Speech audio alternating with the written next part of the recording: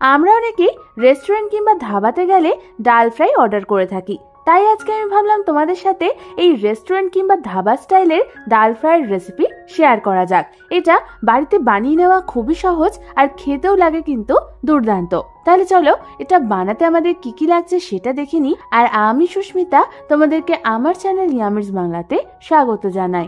এই রান্নাটার জন্য আমি এখানে প্রথমেই 2 রকমের ডাল নিয়ে নিয়েছি।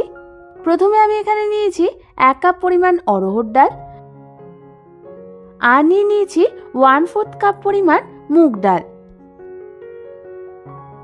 এবার আমি অন্যদিকে একটা বোলের মধ্যে ডালগুলোকে ঢেলে নেব। ডালগুলো দেওয়া হয়ে গেলে আমি এর মধ্যে দিয়ে দেব কিছুটা পরিমাণ জল। জল দিয়ে আমাদের ডালগুলোকে ভালো মতো ধুয়ে নিতে হবে। আমি এখানে 2 থেকে 3 বার জল পাল্টে পাল্টে ডালগুলোকে ভালো মতো ধুয়ে নিয়েছি। এবার আমি অন্যদিকে গ্যাস জ্বালিয়ে একটা প্রেসার কুকার বসিয়ে দিলাম, আর তার মধ্যে দিয়ে দিলাম ধুয়ে রাখা ডালগুলোকে। ডালগুলো দেওয়া হয়ে গেলে আমি ওর মধ্যে দিয়ে দেব মেজারমেন্ট কাপের 3 কাপ পরিমাণ জল, আর দিয়ে দেব 1/2 চামচ পরিমাণ হলুদ গুঁড়ো, একটা তেজপাতা, 4টে এলাচ, 2টো লবঙ্গ আর 1খানা দারচিনি। এবার একটা হাতা দিয়ে আমাদের সমস্ত কিছু ভালো করে মিশিয়ে নিতে হবে। এবার আমাদের প্রেসার কুকারের ঢাকনা বন্ধ করে দিয়ে এটাকে সেদ্ধ হতে রেখে দিতে হবে যতক্ষণ না প্রেসার কুকারের 2খানা সিটি পড়ছে। এই ডাল সেদ্ধ করতে তোমাদের ঠিক কটা সিটি লাগবে সেটা তোমাদের ডাল আর জলের কোয়ালিটির ওপর ডিপেন্ড করবে। এবার এটাকে সরিয়ে রেখে অন্যদিকে গ্যাস জ্বালিয়ে একটা কড়াই বসিয়ে দিলাম, আর তার মধ্যে দিয়ে দিলাম 1 টেবিল চামচ পরিমাণ ঘি, আর দিয়ে দিলাম 1 টেবিল চামচ পরিমাণ সাদা তেল। তেল আর ঘিটা গরম হলেই আমি ওর মধ্যে দিয়ে দেব 1/2 চামচ পরিমাণ হিং, 2খানা শুকনো লঙ্কা, 1 টেবিল চামচ পরিমাণ রসুন কুচি, 1 চামচ আদা কুচি, আর দিয়ে দেব 1 চামচ পরিমাণ কাঁচা লঙ্কা কুচি।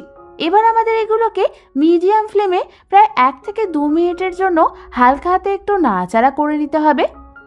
1 থেকে 2 মিনিট পর আমি এর মধ্যে দিয়ে দেব একটা মিডিয়াম সাইজের কুচনো পেঁয়াজ। পেঁয়াজটা দেওয়ার পর এটাকেও আমাদের মিডিয়াম ফ্লেমে 2 মিনিটের জন্য হালকা করে একটু ভেজে নিতে হবে।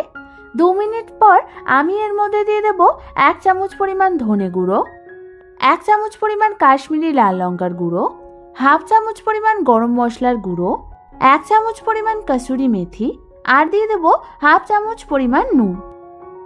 এবার এই সবগুলোকেই আমাদের একদম লো ফ্লেমে 2 মিনিটের জন্য হালকা হাতে একটু নাড়াচাড়া করে নিতে হবে।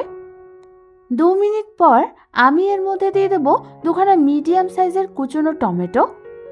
টমেটোটা দিয়ে হালকা হাতে সমস্ত কিছু নাড়াচাড়া করে নিয়ে আমাদের এটাকে লো ফ্লেমে রেখে দিতে হবে যতক্ষণ না আমাদের টমেটোটা একটু সেদ্ধ হয়ে আসছে। বেশ কিছুক্ষণ পর তোমরা দেখো আমাদের টমেটোগুলো কিন্তু নরম হয়ে এসছে। এই সময় হালকা হাতে একটু নাড়াচাড়া করে নিয়েই আমি এর মধ্যে দিয়ে দেব সেদ্ধ করে রাখা ডালটা। তারপর ওই প্রেসার কুকারটার মধ্যে আমি দিয়ে দেব 1 কাপ পরিমাণ গরম জল। এবার এই প্রেসার কুকার ধোয়া জলটাও আমি ওর মধ্যে দিয়ে দেব। তারপর আমাদের হালকা হাতে সমস্ত কিছুকে ভালো মতো একবার নাড়াচাড়া করে নিতে হবে।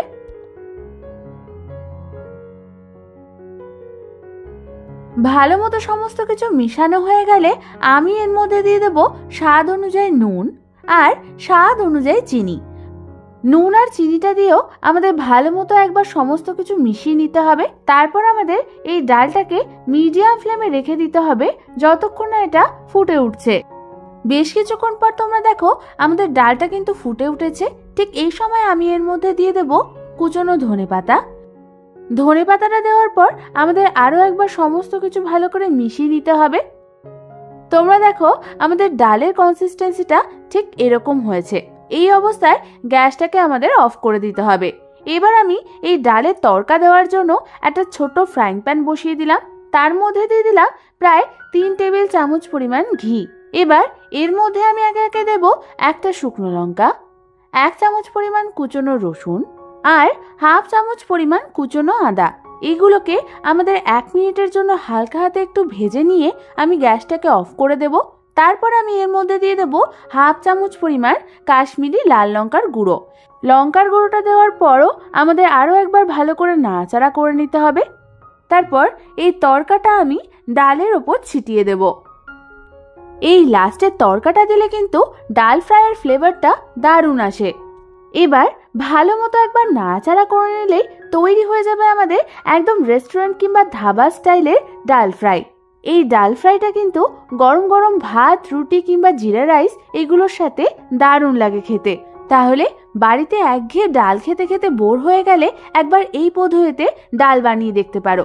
আশা করি তোমাদের খুবই ভালো লাগবে।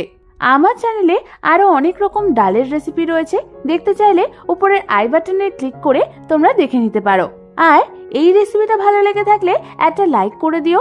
আর আমার চ্যানেলটা এখনো সাবস্ক্রাইব করে না থাকলে ঝটপট সাবস্ক্রাইব করে নাও। তোমাদের যদি কোনো রেসিপি রিকোয়েস্ট থাকে সেটাও আমাকে কমেন্টসে জানিও, আমি অবশ্যই তোমাদের সাথে শেয়ার করব। আজ তাহলে পর্যন্তই, আমি আবার চলে আসবো তোমাদের কাছে নতুন কোনো রেসিপি নিয়ে।